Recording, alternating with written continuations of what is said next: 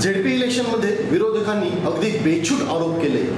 जनतेच्या प्रश्नांवरती कमी आणि वैयक्तिक टीकेवरती भर दिला.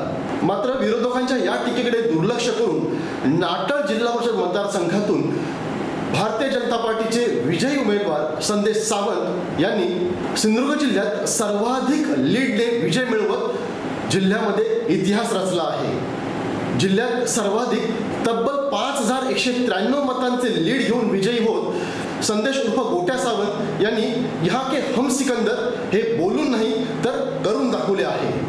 पाहूयात straight line with Rajan Chavan.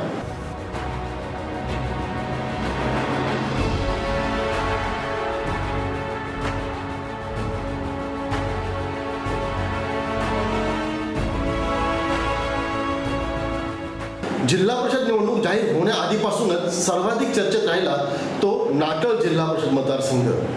खुलं आरक्षण असलेल्या नाटळ जिल्हा परिषद मतदारसंघातून पुन्हा एकदा माजी जिप सदस्य असलेले संदेश सावंत अथवा त्यांच्या पत्नी सौ संजना सावंत या जिल्हा परिषद निवडणूक लढवणार हे निश्चित होतं. त्याचप्रमाणे या मतदारसंघातून शिवसेना उद्धव बाळासाहेब ठाकरे या पक्षाकडून उमेदवारी मिळण्यासाठी उत्तम लोके यांनी सुद्धा आपल्या पक्षाकडे मोर्चेबांधणी केली होती. उत्तम लोके यांनी जिल्हा परिषदेची निवडणूक होण्याआधीच आपल्या एबीपेच्या माध्यमातून नाटळ जिल्हा परिषद मतदारसंघामध्ये यावेळी स्थानिक उमेदवारच हवा अशा प्रकारची एक पेरणी करायला सुरुवात केली होती. प्रत्यक्ष झेडपी निवडणूक प्रचारादरम्यान संदेश सावंत यांचे विरोधी असलेले प्रतिस्पर्धी उमेदवार उत्तम लोके यांनी मीडियाच्या माध्यमातून संदेश सावंत यांच्यावरती अगदी बेछूट आरोप केले. लोके यांच्या सगळ्या आरोपांकडे पूर्णतः दुर्लक्ष करून संदेश सावंत मात्र स्थितप्रज्ञ राहिले.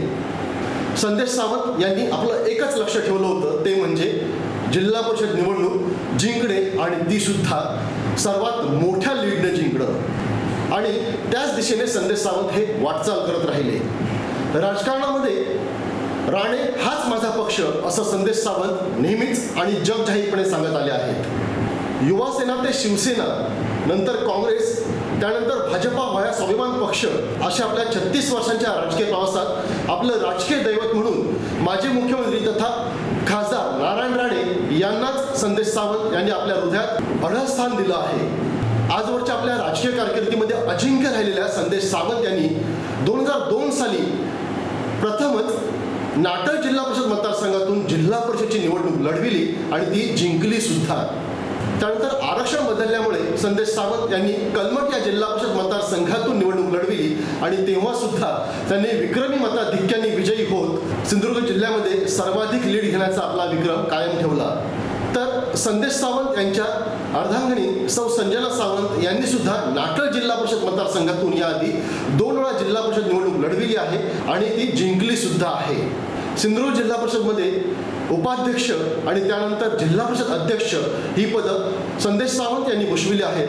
तर संजना सावंत यांनी महिला बाल कल्याण सभापती आणि 2 वेळा जिल्हा परिषद अध्यक्षपद सुद्धा भूषविलं आहे. सिंधुदुर्ग जिल्हा परिषदेच्या इतिहासामध्ये पती आणि पत्नी दोघेही जिल्हा परिषद अध्यक्ष राहिले आहेत असं संदेश सावंत आणि संजना सावंत हे जिल्ह्यातील एकमेव दाम्पत्य आहे.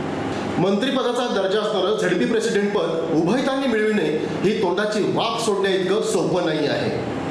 पक्ष संघटनेप्रती प्रचंड डेडिकेशन, आपल्या पक्ष नेतृत्वावर असलेली असीम आणि अढळ निष्ठा, मतदारसंघातील सर्वसामान्य माणसांशी जोडून घेतलेली घट्ट नाळ, मूलभूत गरजांसोबतच सामाजिक, सांस्कृतिक, आरोग्य, महिला, बाल, युवा, शैक्षणिक, धार्मिक आदी क्षेत्रात पदर मोडून जनसेवा करण्याचं काम संदेश सावंत आणि संजना सावंत या उभयतांनी केलं आहे.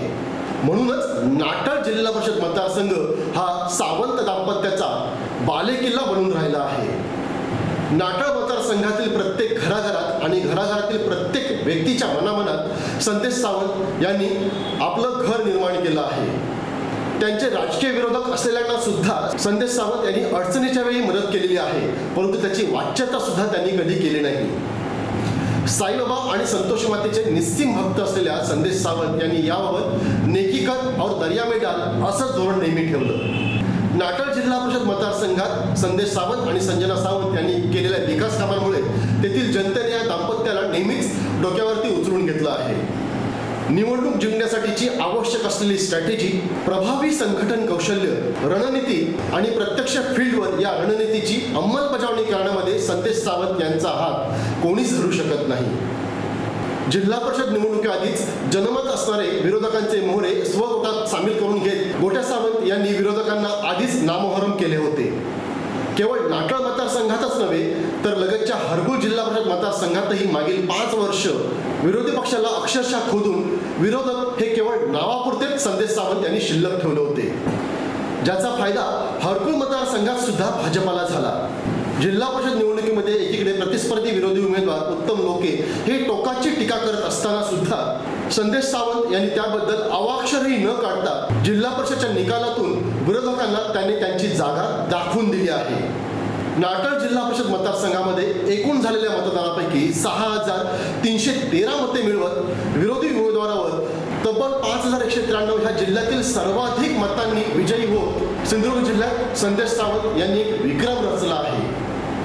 म्हणूनच म्हणावं लागेल की संदेश सावंत यांनी बोलून नाही तर करून दाखवलं.